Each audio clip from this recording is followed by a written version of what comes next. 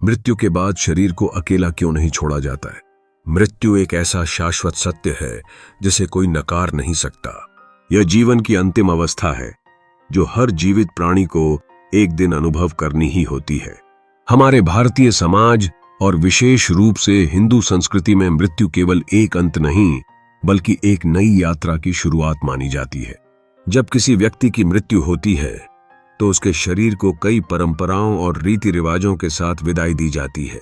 इन परंपराओं में एक महत्वपूर्ण बात यह होती है कि मृत शरीर को अकेला नहीं छोड़ा जाता।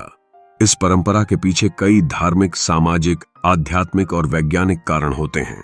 इस लेख में हम विस्तार से जानेंगे कि मृत्यु के बाद शरीर को अकेला क्यों नहीं छोड़ा जाता है। धार्मिक और आध्यात्मिक मान्यताएं। 1. आत्मा की उपस्थिति।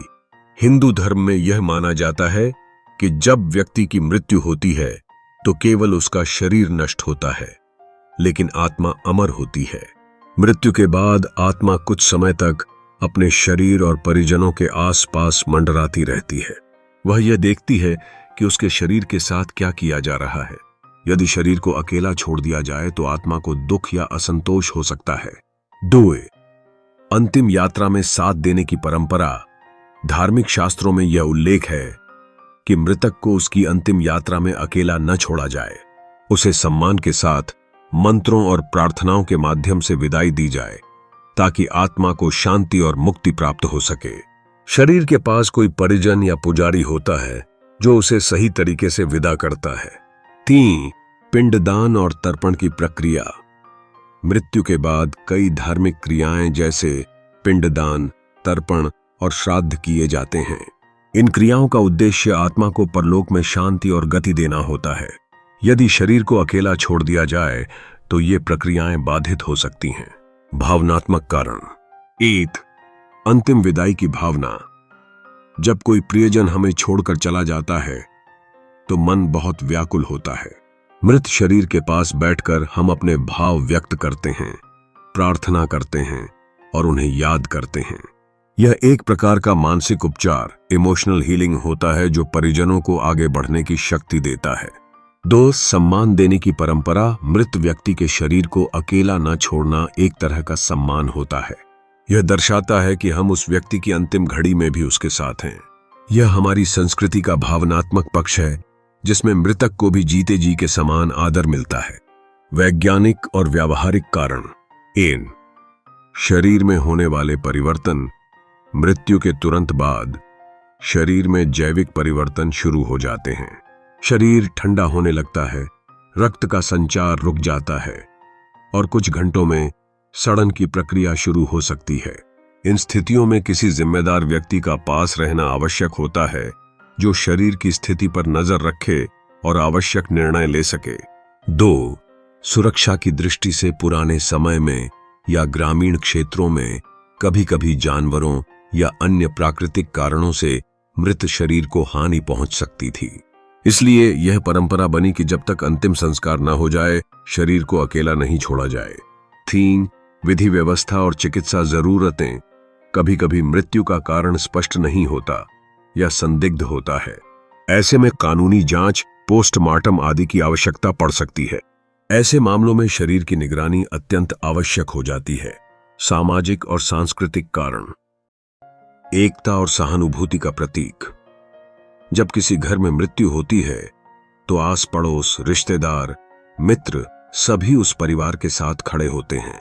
वे शोक व्यक्त करते हैं, सांत्वना देते हैं और अंतिम संस्कार में भाग लेते हैं। यह सामाजिक एकता और सहानुभूति का प्रतीक है। 2. परंपराओं का निर्वहन। हर समाज में कुछ विशेष रीति रिवाज होते हैं जो पीढ़ियों से चलते आ रहे हैं। इन्हीं में से एक है मृत शरीर को अकेला न छोड़ना। इसे अशुभ भी माना जाता है। मृत्यु को जीवन की निरंतरता मानना भारतीय संस्कृति में मृत्यु को अंत नहीं बल्कि एक यात्रा का हिस्सा माना गया है। हमारे शास्त्रों में उल्लेख है, जातस्य हि ध्रुवो मृत्यु, ध्रुवम जन्म मृतस्य च। जिसका जन्म हुआ है उसकी मृत्यु निश्चित है और मृत्यु के बाद पुनर्जन्म भी निश्चित है। यह सोच हमें मृत्यु को केवल एक परिवर्तन मानने में सहायता करती है। इसी विचारधारा के कारण मृत्यु के बाद भी हम अपने प्रियजन के शरीर के साथ कुछ समय बिताते हैं, उसकी देखरेख करते हैं और उसे ससम्मान विदा करते हैं। 6. मृतक की आत्मा को मोक्ष दिलाने की भावना।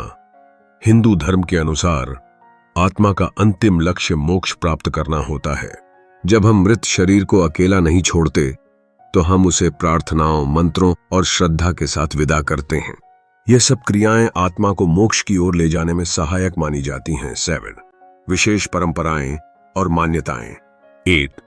दीप जलाना और मंत्रोच्चार। मृत शरीर के पास दीपक जलाना और शुद्ध वातावरण बनाए रखना एक आम परंपरा है। यह न केवल वातावरण को शुद्ध करता है बल्कि सकारात्मक ऊर्जा भी बनाए रखता है। 2.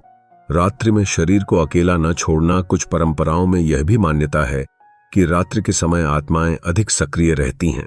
इसलिए यदि अंतिम संस्कार अगले दिन होना हो तो रात्रि भर किसी को शरीर के पास रखा जाता है ताकि कोई अशुभ घटना न हो और आत्मा सुरक्षित रहे।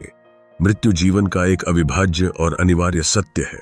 मृत्यु के बाद मृत शरीर को अकेला न छोड़ने की परंपरा केवल अंधविश्वास नहीं है, बल्कि इसके पीछे गहरे धार्मिक, वैज्ञानिक, भावनात्मक और सामाजिक कारण होते हैं। यह परंपरा हमें यह सिखाती है कि जीवन और मृत्यु दोनों का सम्मान करना चाहिए।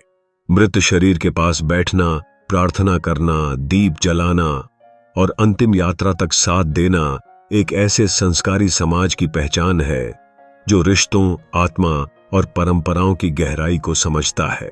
यह न केवल मृतक के आत्मा को शांति देने का माध्यम है, बल्कि जीवित लोगों के लिए भी एक आध्यात्मिक अनुभव है जो उन्हें जीवन की सच्चाई को स्वीकार करने में मदद करता है। अगर चैनल को सब्सक्राइब और वीडियो को लाइक करेंगे तो आपका आत्मा कभी नहीं भटकेगी। इसलिए चैनल को जरूर सब्सक्राइब करें।